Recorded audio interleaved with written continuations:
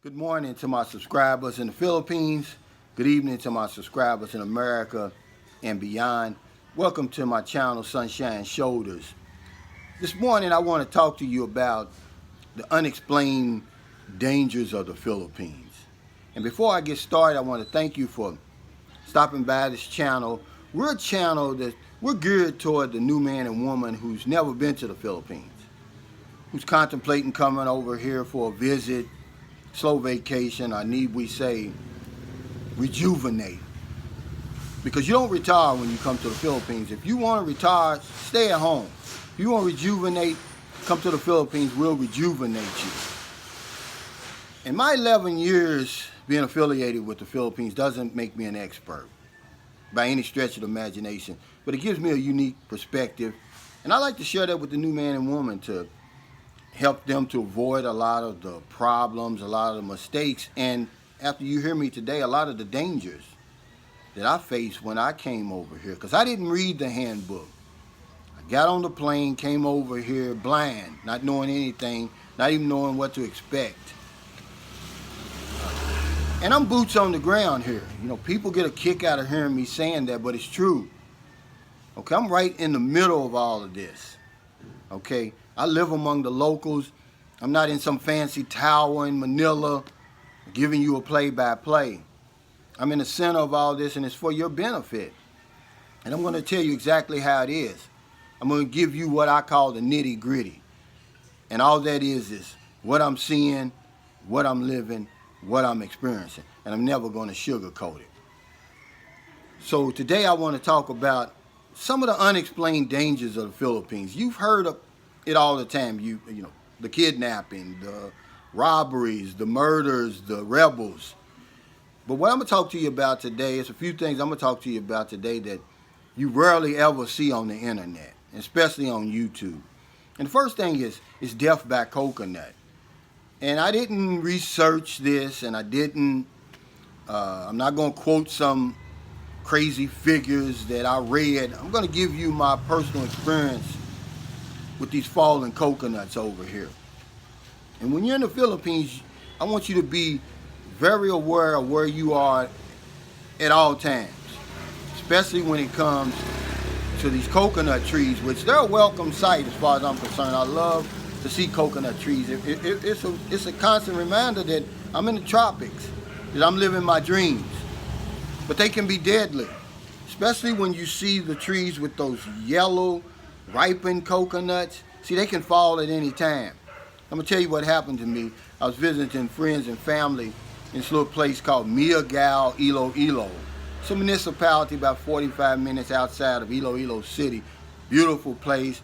It's one of those middle-class places that I tell you about on one of my videos. People live really good. You know, they grow their own rice. They build their own homes. A lot of them work at the University of Philippines. They've got a beautiful campus, University of Philippines. They call it UP here. It's a prestigious college in the Philippines. A lot of them work there. And I'm visiting friends and family. And one of the good things I like about the Philippines, nobody's in a hurry.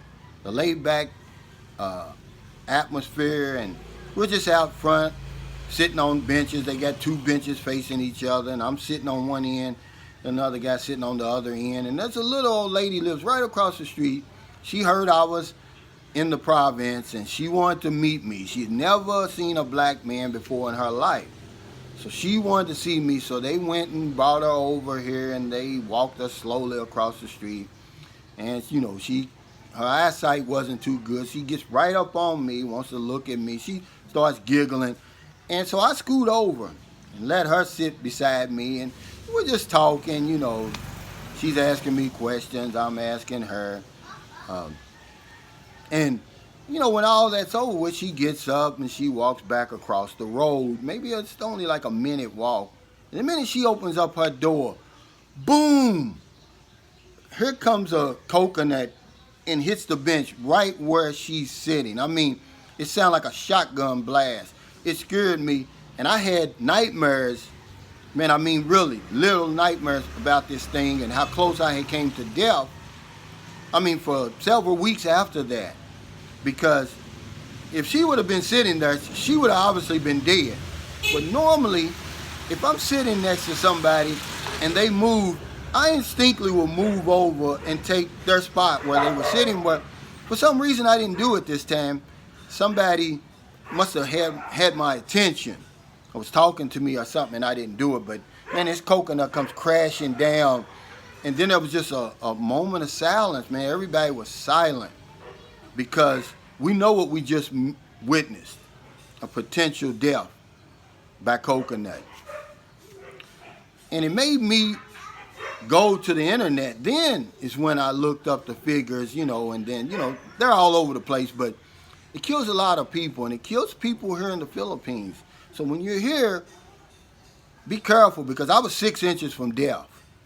If it wouldn't have, major injuries over here are to the head, to the shoulder, to the back. And if it wouldn't have killed me, I would certainly had brain damage, definitely would have broke my shoulder, okay? And they didn't waste any time. What they probably should have did earlier, they did right then and there. They cut every coconut down out of that tree. And even to this day, there's no coconuts in that tree. So when you're over here, be aware of your surroundings, especially when it comes to coconut trees, because they're everywhere. Province, city, beach, on the street, they're everywhere in your neighborhood. So be aware of that. Another thing that you very seldom hear about in the news, but it's deadly over here in the Philippines, and it's that box jellyfish. Yeah, I haven't had any experiences with this box jellyfish, but it's always in the news over here. Like I said, it doesn't make the news over there. And one story in particular, because a lot of people get killed over here. It depends on what figures. I was reading in the Men's Health magazine, they gave a crazy figure. 20 to 40 people die every year in the Philippines from box jellyfishes. Well, that's a lot of people, whether it's 20 or 40. And the one I remember, and I was here when it happened, little young lady, she's a swimmer. I mean, a competitive swimmer. She's half Italian, half Filipino. And her family's here on vacation. And they're island hopping. Remember I told you about that island hopping, and they stop in one of these deserted islands and they're, swimming, and she's walking around. Next thing you know, her parents hear her yell and scream out, well, she's been stung by this box jellyfish. And one of the ways one of the first aids to help with a box jellyfish sting is vinegar. Well, they didn't have vinegar. The boat that they were on that was taking them around didn't have vinegar, didn't have any first aid to help the little girl. So by the time they get back to the shore and then get her to the hospital, it's too late. She dies. Okay. And what happened is this. 2 weeks prior to that, another little girl, 2 years old, died in the same exact spot as this young lady. So not only is the danger of the box jellyfish, but it's the potential danger because there's no signs. They won't post any signs warning you that, hey, jellyfish are in this water, or jellyfish have been in this area, or somebody was killed. See, you're never going to know.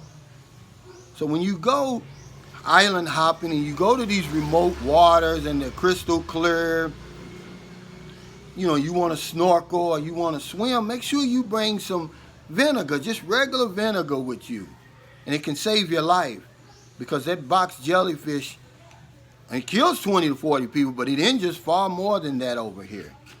So look out for that. The last thing I'll talk to you about is something that I kind of touched on in one of my other videos about driving, and this is crossing the street.